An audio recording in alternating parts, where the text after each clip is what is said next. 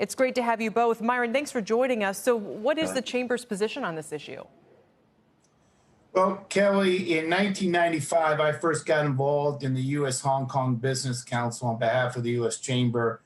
And obviously, 1997 was a seminal moment. This is another seminal moment, potentially, in Hong Kong's future. And, of course, a strain in the U.S.-China relationship at a time where the relationship is already very complex with a set of challenges that are not going to be resolved in the short term.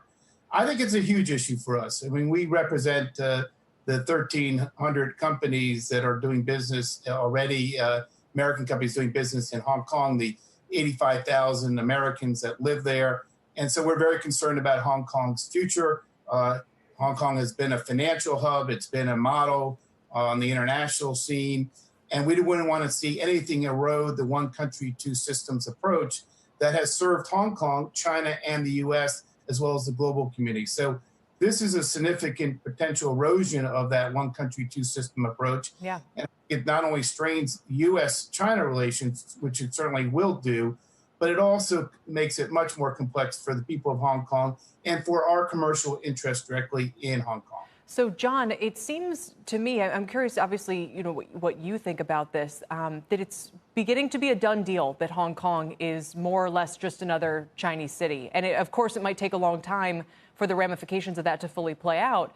But would you disagree with that? Would you say, no, it's going to retain some kind of more Western, you know, more democratized feel? I mean, it's hard to say that given the events of the last couple of years. Well, Kelly, I love Hong Kong, and I love the Hong Kong people, and this is a heartbreaking situation, as Myron said. You know, there are many angles here. One angle is that China has been on the road, or Hong Kong's been on the road to being a Chinese city since 1997. That was a move to get the UK out of town before the damage really happened. The fact is, inside China, Hong Kong has always been taught to the children as something that was taken away during the Opium Wars in a very, very negative situation for the Western powers. More importantly today, Xi Jinping is under great internal pressure inside his own party to look tough. He was criticized for how he handled the trade war, which is why last May the trade war backed up and the Chinese changed their position.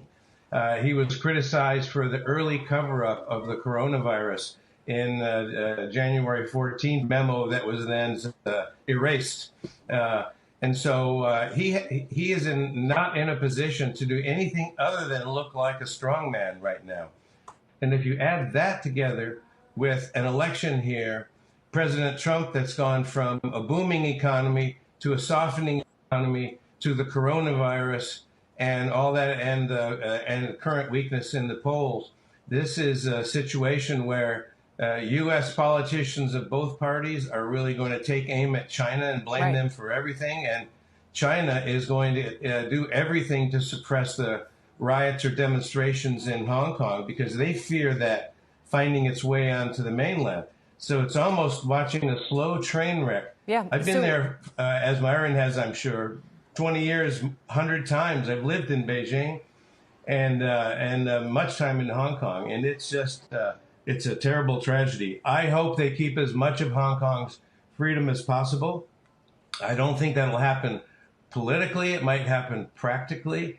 In the law that's been passed today that'll be drawn up by the standing committee, it really just changes in a minor way the text of a law that will then be written up between now and September. So it isn't the paper that's the issue. Right, absolutely. It's the fact that China is now taking control visibly to the outside world.